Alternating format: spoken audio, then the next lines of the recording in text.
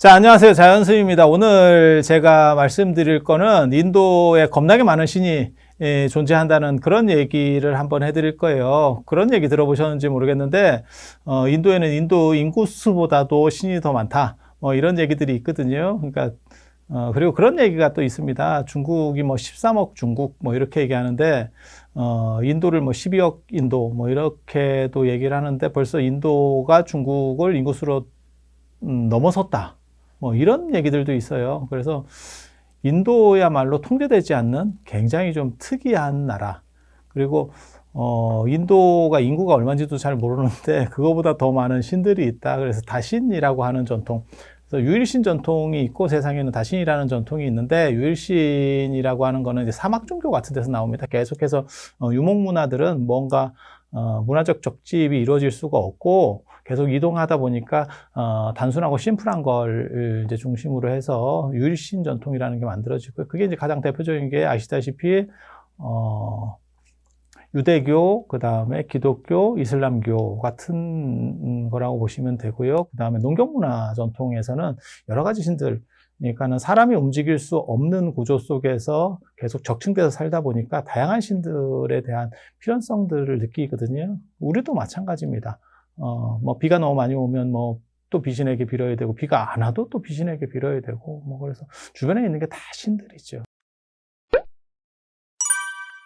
그래서 그러한 요소들에 대해서 이야기를 하는 그런 측면들이 있고, 인도 같은 경우는 처음부터 농경 문화는 아니었어요. 원래 아리안족, 이제 인도의 주류라고 할 수 있는 아리안족은 코카선 산맥 쪽에서 움직이는 유목민 백인들이 사실은 이 아리안족이고 그들이 인도의 어떻게 주류입니다. 그리고 인도의 인더스 문명이라고 하는 분들은 대부분 흑인, 드라비다족, 문다족이라고 하는 흑인들이고요. 그래서 그 흑인 위에 백인들이 이렇게 서 있는 그런 구조고 대부분 이 신들에 대한 부분들은 요 백인들이 이제 만들게 되는 거죠. 그래서 처음에 이 백인들의 주신이 있어요.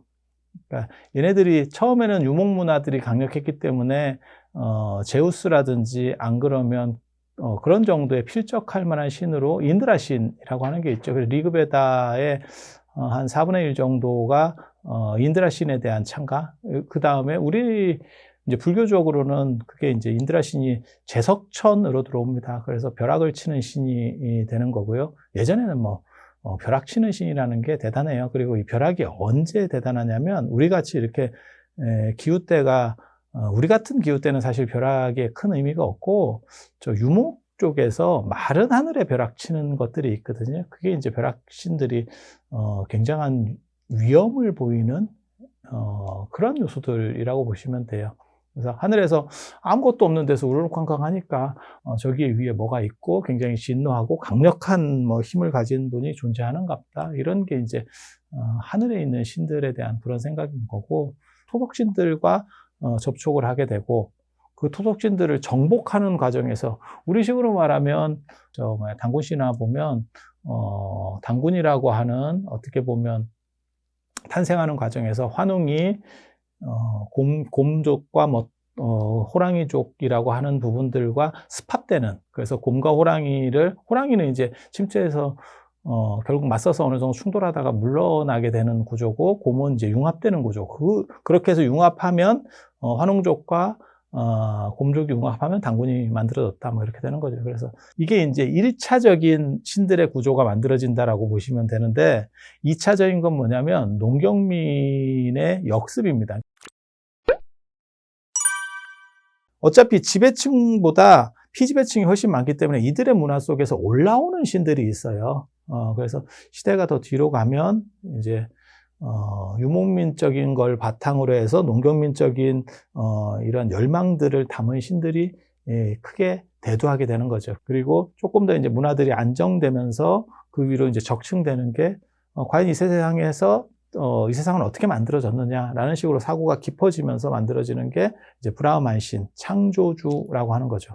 그래서 그 창조주는 어디 있느냐면 우주산 위에, 그래서 그걸 공거천이라고 합니다. 하늘 위에 살고 있다 그래서 공거천이라고 하는 거고, 그 다음에 기원 전후쯤이 되면 브라흐만교가 힌두교로 이제 좀씩 바뀌기 시작하거든요. 그 힌두교로 바뀌는 과정에서 뜨는 신이 비슈누라고 하는 신입니다. 유지라고 하는 걸 담당을 하고, 그 다음에 한 500년대, 600년대 정도 되면, 한 6세기 정도 올라오면, 나중에 이제 더 시대가 뒤로 가는 거죠. 그때는 시바 신이라고 하는.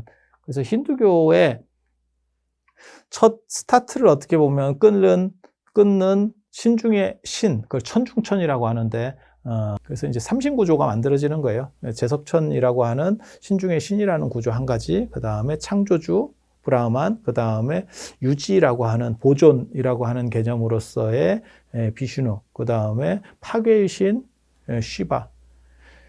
이들이 맨 처음에는 유목문화 중심으로 했었지만 결국은 농경문화라고 습합됐다는 걸 알 수 있는 게 창조, 유지, 파괴라는 이런 순환론 구조라고 하는 것은 사실은 농경문화적인 발상이에요. 그러니까 농사가 어떻게 보면 생장수장이라고 하는데 파종하고 그 다음에 생장하면 그걸 이제 걷어들이고 추수하고 그 다음에 비거되고 그게 이제 순환론이거든요. 이렇게 계속 끊임없이 반복되는.